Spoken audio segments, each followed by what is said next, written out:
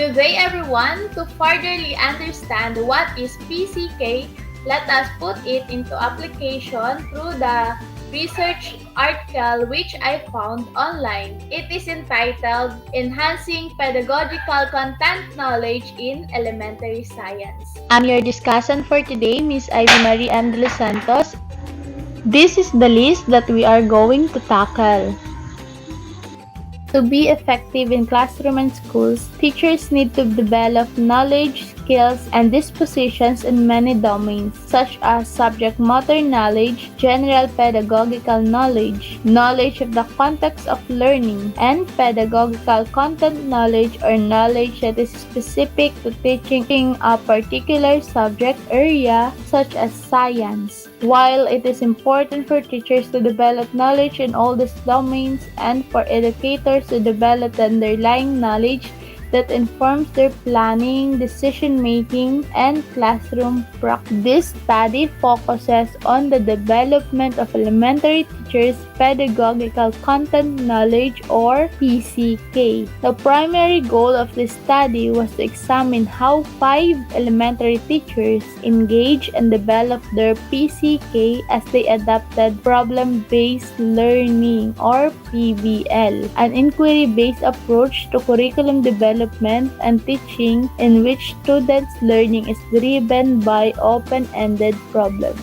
The specific research questions that guided the study were: what aspects of teachers' PCK, the orientation to the teaching science and knowledge of science curriculum, students' understanding of science, assessment, and instruction will be engaged during PBL adoption, and how will these aspects of teachers' PCK be enhanced during the design and implementation of PBL? Next is the nature of PBL. One of the reasons for the steady growth of PBL in popularity in education is its effectiveness in facilitating student problem solving and self-directed learning skills. Advocates of PBL also believe in its potential as the approach aligns with many principles that are foundation to student-centered form of learning. The fundamental goal of PBL is to enhance learners' abilities to apply knowledge and to prepare them for real-world settings.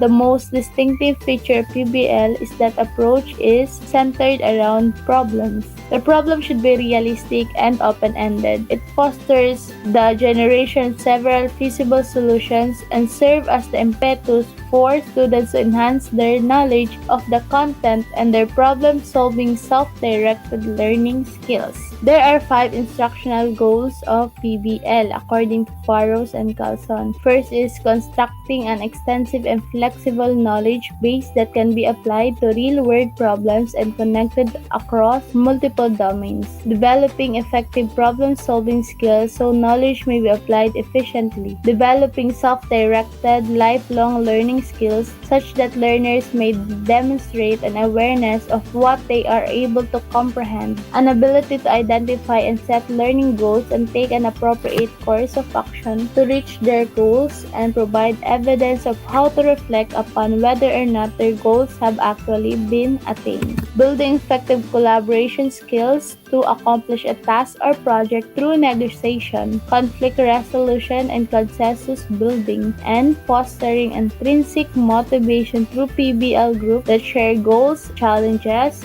and interests. Let's go to pedagogical content knowledge. Research has shown that elementary and secondary teachers feel ill-equipped and ill-prepared to assume the task of engaging students in problem and query-based approaches to teaching and learning science. This lack of preparation of teaching science often translates into difficulty with teaching science and subsequently adapting low-risk, conservative approaches to instruction. There is a need to support teachers in developing their PCK for more effective teaching. In an attempt to understand the nature of teachers' knowledge, Schulman developed the concept of pedagogical content knowledge or PCK to address the importance of integrating subject matter knowledge and specific pedagogy in teaching. According to Schulman, PCK illustrates how the subject matter of a particular discipline discipline is transformed for communication with learners. It includes recognition of what makes specific topics difficult to learn, as well as the conceptions students bring to the learning of those concepts. On the other hand, Logran, Gunston, Berry, Milroy, and Mulhall view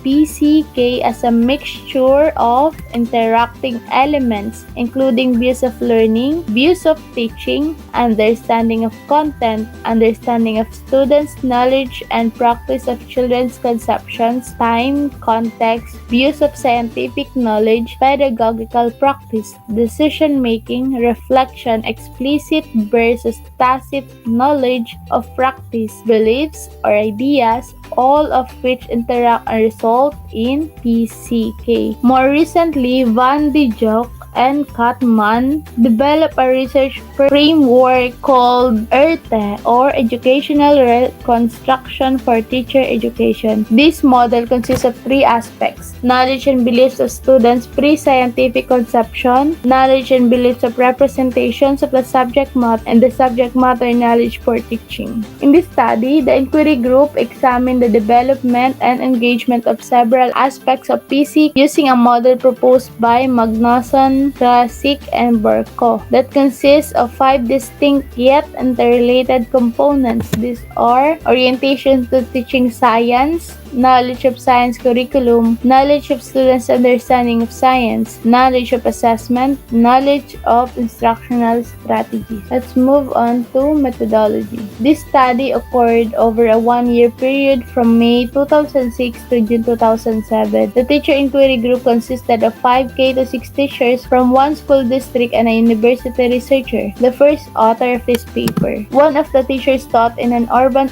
community, while the other 4 were from schools located in rural communities. School configurations included K-12 schools and K-5 schools. Teachers were responsible for teaching all subject areas except French, music, and physical education. So now let us meet all the participants in this project. Post it so you can read their descriptions. Rachel, Debbie, Cara, Sharon, and Patricia are now in outcomes. Prior to describing how teachers' PCK was engaged and developed through the adoption of PBL, the planning and implementation stages of PBL adoption are described. First is the initial planning and design of PBL experiences. The initial meeting of the teacher inquiry group occurred in May 2006. This was a 2-day session in which group members themselves examined the broad goals of the project and began a preliminary exploration of PBL for all group participants except the facilitator. PBL was a new approach. A variety of resources were used in examining the nature of PBL, including journal articles, videos of teachers discussing and implementing PBL in their classroom, and internet sites. The teacher during the initial meeting shared the reasons of participating in the project. All were interested in enhancing their subject matter knowledge in science, an area in which many K-6 teachers are disadvantaged because they often have limited formal preparation in science.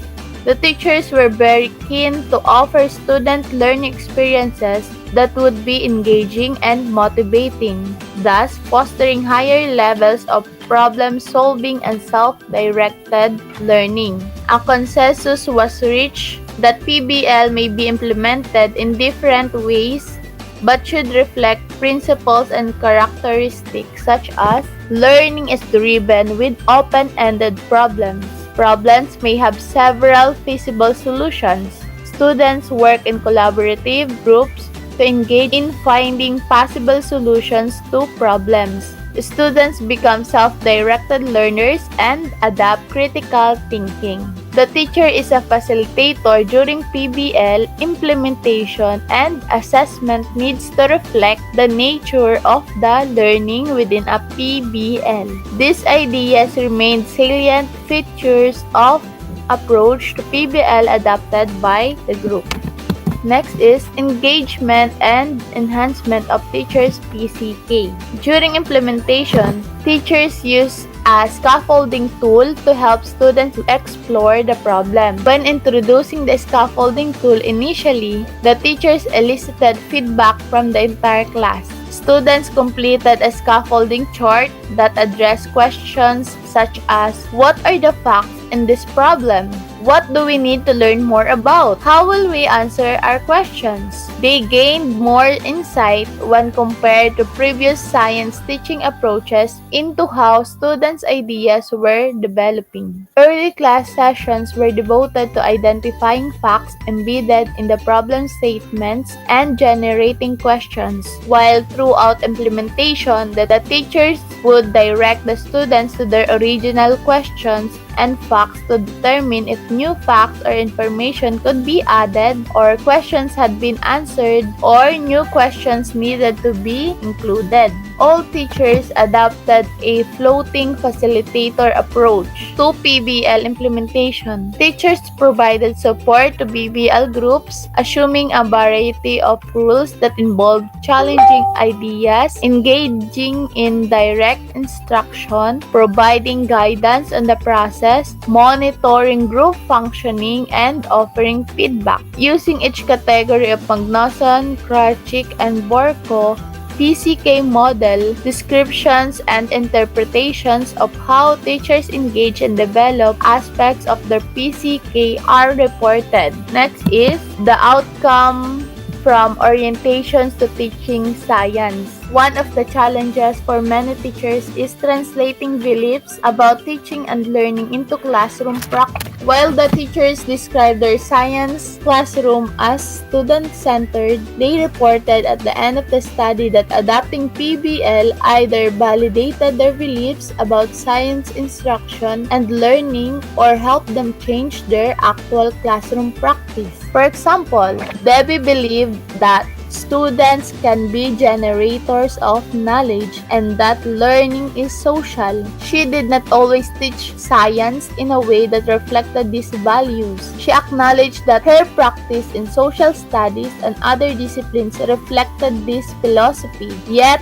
her classroom teaching in science was more traditional. The adoption of PBL allowed her to become more confident in her teaching, holding back on facts and allowing students to ask more inquiry questions. On the other hand, Cara and Sharon, who work as partners in this project, also felt they became greater risk takers. According to them, although we had not used PBL before, we allowed ourselves to be risk takers and allowed the students to be risk takers. Students took more control and we had been reluctant to do this in the past.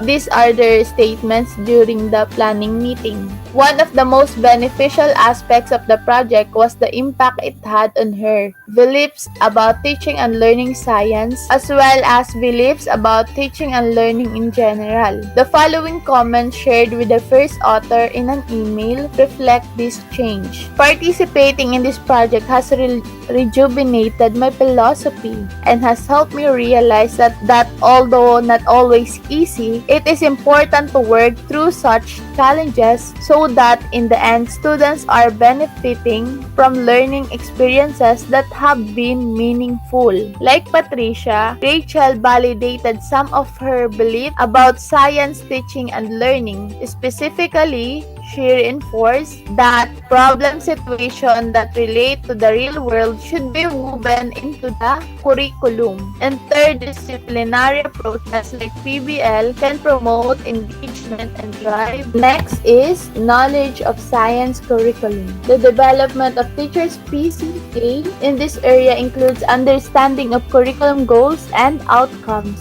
as well as an awareness of resources that may be used to support instruction. The teachers identified two areas where they felt their understanding of curriculum was enhanced. It is integrating curriculum outcomes and interpreting learning outcomes. During the development of the teacher's PBL unit, they identified learning outcomes that they would target first, developed the PBL scenario, and then selected appropriate assessment or learning activity. According to Sharon, this process really helped to consolidate our understanding of the subject matter and helped to align the content and skills with the outcomes. According to Patricia, the design process was intensive and really forced us to examine gaps and where things overlap. You had to really focus on the outcomes as you were building the PBN. According to Kara, although we examine outcomes, this really forced us to make them explicit and also see the big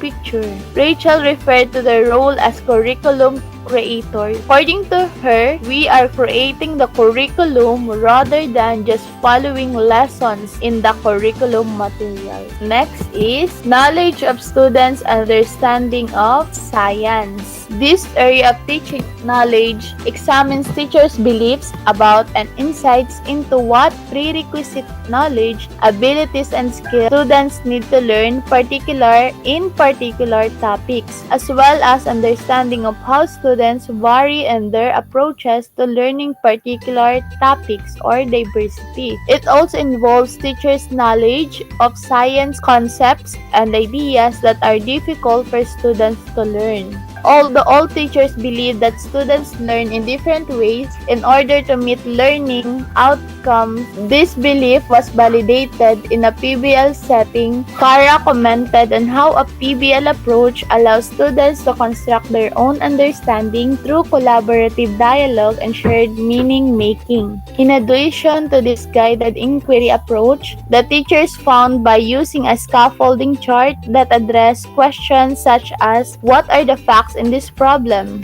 What do we need to learn more about? How will we answer our questions? They gained more insight when compared to previous science teaching approaches into how students' ideas were developing. As what Rachel said, it was easy to track their thinking as we continued to return to the chart. They had misconceptions about the caterpillar life cycle, but I could see this. When they found something that challenged their thinking, they noted it in the chart and changed their answers to questions. In observing videotape sessions, it was obvious that all the teachers used this tool to monitor and gain insight into students' thinking. During several videotape sessions, students were observed making adjustments to the scaffolding chart by adding new facts or changing questions. Teachers reported that most of their students were highly engaged in all PBL activities. For example, during implementation, Patricia focused specifically on 6 students who had been formally assessed as needing to follow modified learning programs.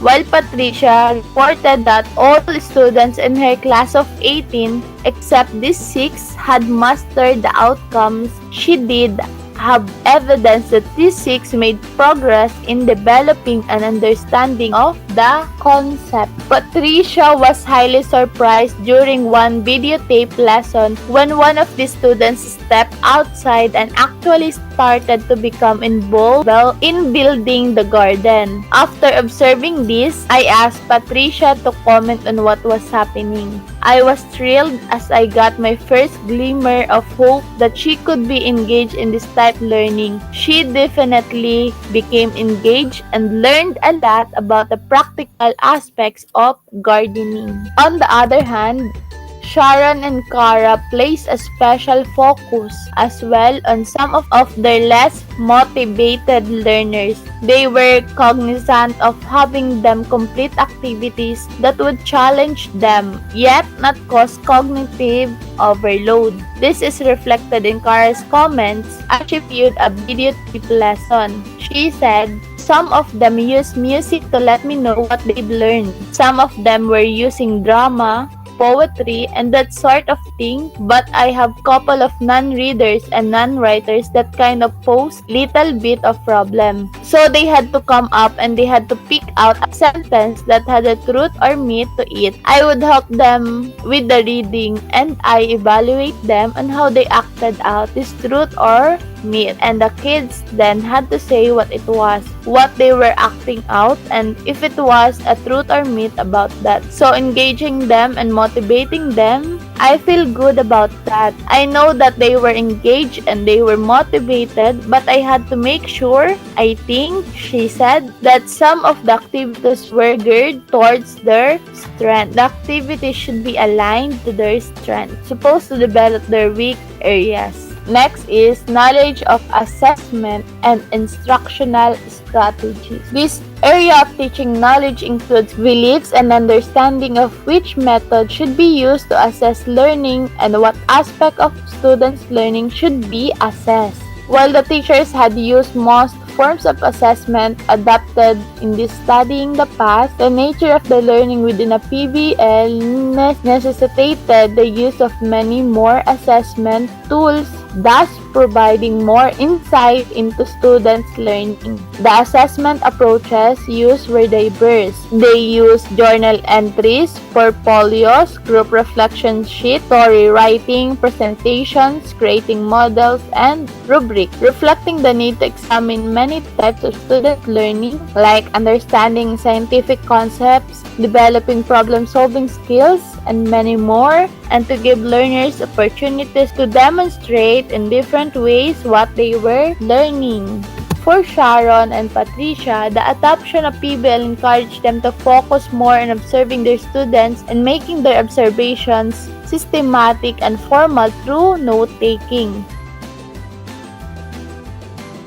The teachers recognized the integral relationship between assessment and instruction, considering both in an integrated manner during both the planning and implementation stages. By adopting PBL, the teachers enhanced their understanding of how particular instructional strategies could be used to teach science in general. While they were aware of many of the strategies and tactics, there were several they had not used in the past or had only used in cursory manner. In terms of instruction, direct instruction, and mainstay of many teachers, instructional repertoires was used selective during PBL implementation by all teachers. Sometimes it involved whole group instruction, while in other instances, it was used with students while they were in PBL groups. The teachers also reported that they continued to do a lot of modeling,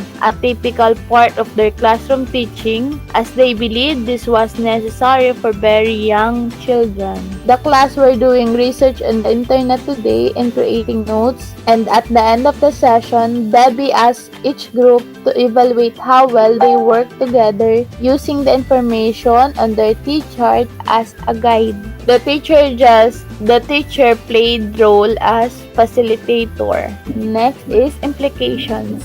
In this study, the teacher participants adopted a new approach to science teaching and learning. We are all aware that each teacher has a unique PCK profile, and how this changes as a result of new experiences will depend on prior experiences, contextual factors, and readiness to adopt new teaching approaches. They had opportunities to reflect on their current beliefs about how to teach science and how various aspects of their PCK were being engaged or enhanced through PBL adoption. While their beliefs about teaching and learning science aligned with principles such as fostering active learning, supporting self-directed learning, making learning relevant, engaging higher order thinking skills, and constructing individual and social knowledge, the teachers were able to systematically translate many of these principles into practice in